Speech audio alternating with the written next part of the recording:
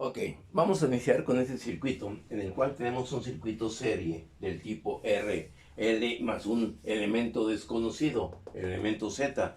Entonces nos piden determinar las características de ese elemento Z. Si nosotros tenemos que el voltaje que se midió en la inductancia es igual a 48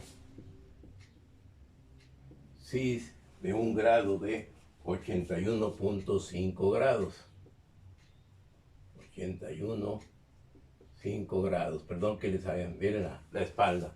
Por lo tanto, nos piden determinar los componentes de esa impedancia Z.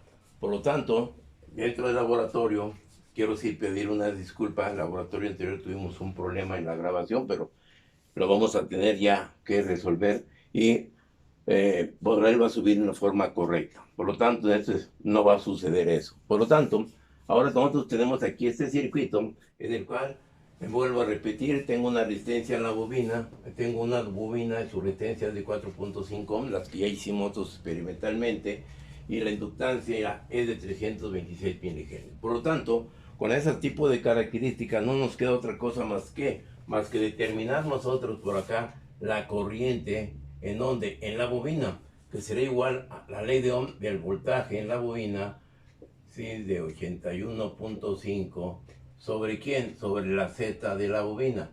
Por lo tanto, esta Z en la bobina va a ser igual a 48, 81.5, y las características de la bobina son 4.5 más J 122.6 ohm. ¿Esto de dónde sale? Vamos a ponerlo, yo tengo que la rectancia inductiva es igual a WL, que es igual a 2pi FL, donde la rectancia inductiva es igual a 377, que multiplica a 326 por 10 a la menos 3. Por lo tanto, este producto nos va a dar un valor de 122.5, o sea, J 122.5. O la rectancia inductiva es igual a 122.5 con el cis de 90 grados. Entonces ya tenemos esas características de la rectancia por la corriente. Por lo tanto, la corriente va a ser igual a ¿cuánto? Aquí nosotros tenemos nuestra calculadora y va a ser igual nuestra corriente a 0.391, y el ángulo lo determinamos de la siguiente manera. Nosotros tenemos que aquí este va a ser igual a 48 cis de 81.5 sobre esta magnitud. Nos va a dar que es polar 4.5, 122.6. Por lo tanto, esto nos va a dar un ángulo de 87, y nos va a dar 122.68 cis de 87.9. Por lo tanto, ¿qué es lo que va a hacer aquí? Si lo subimos esto, y nos va a dar un ángulo cis de menos 87.9 menos 81.5. Esto nos da 6 aproximadamente, nos va a dar 6.4 grados. Y aquí tengo la corriente en la inductancia en amperes. ¿Estamos de acuerdo? Por lo tanto, ahora, ¿qué procede? Ya tengo la corriente en el circuito que está demandada, proporcionada por las características en la bobina. Por lo tanto, pues, ¿qué es lo que va a suceder? El voltaje en la resistencia, aquí sería igual a la corriente total, que eso sería también a la corriente total del circuito que tendríamos nosotros aquí. La corriente de la bobina sería igual a la corriente total, por lo tanto, por la resistencia. Esto nos va a dar un valor de la resistencia de 0.391 cis de menos 6.4, que multiplica la resistencia. ¿Cuánto es la resistencia? De 200 cis de 0 grados. Por lo tanto, el voltaje en la resistencia nos va a dar, no dejé la calculadora, el voltaje en la resistencia nos va a dar 78.9 punto 2, sí, ¿de cuánto? Sí, de menos 6.4, ¿sí? De 6.4 volts. Y aquí ya tengo la tensión en la resistencia y por acá ya tenemos la tensión en la instancia. ¿Estamos de acuerdo? Ahora, ¿qué es lo que va a proceder en este circuito? Ya conozco el voltaje en la resistencia, conozco el voltaje en la bobina, me falta determinar el voltaje en el elemento desconocido. ¿Cuál será ahora el seguimiento? Bueno, tan sencillo como lo siguiente. Vamos a borrar aquí esta parte del pizarrón. ¿Y qué es lo que va a suceder? Ahora vamos a hacer uso de la herramienta de la ley de Kirchhoff de tensiones. Aplicando la ley de Kirchhoff de tensiones, tenemos que el voltaje total es igual al voltaje en la resistencia más el voltaje en la bobina más el voltaje en la impedancia Z. Por lo tanto, el voltaje en la impedancia Z va a ser igual a 120 cis de 0 grados más el voltaje en la resistencia que nos da 78.2 cis de menos 6.4 más, aquí ponemos un corchete, aquí será menos, ¿sí? Menos 78.2 más el voltaje en la inductancia que nos da 48 cis de 81.5 grados. Resolviendo esto, lógico, esto hay que transformarlo a la forma rectangular o cartesiana, y eso nos va a dar las siguientes características.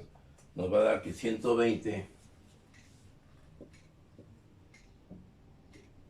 más J0, vamos a ponerlo menos, aquí tengo lo siguiente, aquí tengo un valor de 77.71 menos J8.7 más, esto en forma cartesiana nos da 7.95 más J47.7, 47.47.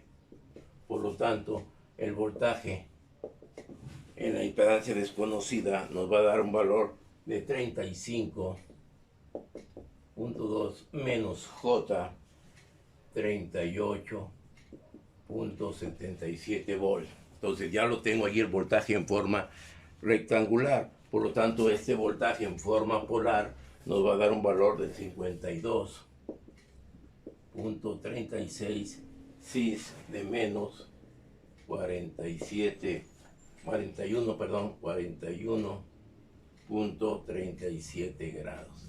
Ya tengo aquí el voltaje en la inductancia desconocida.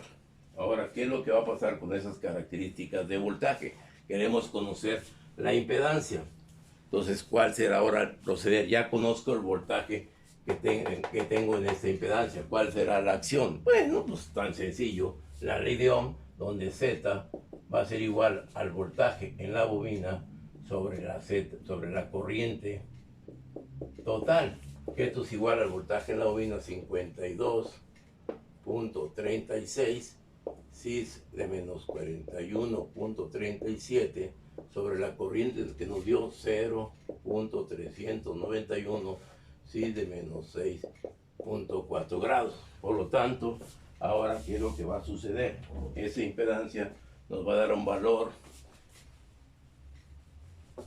Esta impedancia va a ser igual a 133.91, 133.91, con el cis lo subimos hacia arriba y nos va a dar un valor de menos 41.37.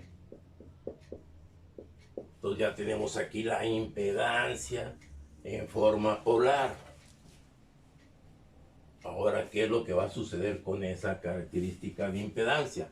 Lo vamos a transformar a forma cartesiana o rectangular y nos va a dar un valor que, transformando esto, me va a dar 100 menos J 88.5. Entonces, ¿qué es lo que va a suceder? Que ya tengo aquí una resistencia igual a 100 ohms. Por lo tanto, tengo una reactancia inductiva de 88.5, o sea, J. Por lo tanto, ¿qué va a pasar con la inductancia? Es igual a ¿cuánto? Nosotros tenemos que se va a tratar por las características. Si de adelanto, que tiene más J, va a ser un capacitor. Por lo tanto, tengo una reactancia capacitiva, donde tengo que esa reactancia capacitiva es igual a 1 sobre WC. Por lo tanto, C es igual a 1,377, que multiplica a 88.5, y esta capacitancia aproximadamente va a ser de 30 microfarad. Y aquí tenemos la respuesta. Se va a tratar de, esa impedancia va a estar compuesta por una resistencia de 100 ohm y una reactancia capacitiva de 88.5, que transformada a la capacitancia del condensador va a ser de 30 microfarad. Y ese sería el proceder en la solución de este circuito. Por lo tanto, ustedes pueden plantear que hay que tener sobre todo esta acción, donde tengo que la Z es igual a 100 menos J88.5. El vector está hacia abajo, que corresponde a un vector de la reactancia capacitiva. Por lo tanto, es un condensador, y esos son los componentes de esa impedancia desconocida. Y aquí está la respuesta. Vamos a hacer el planteamiento de este mismo ejercicio en forma experimental. Pero aquí cerramos el video para no hacerlos muy largos. Gracias. ¿Alguna duda? Estamos a sus órdenes y para recibir sus comentarios.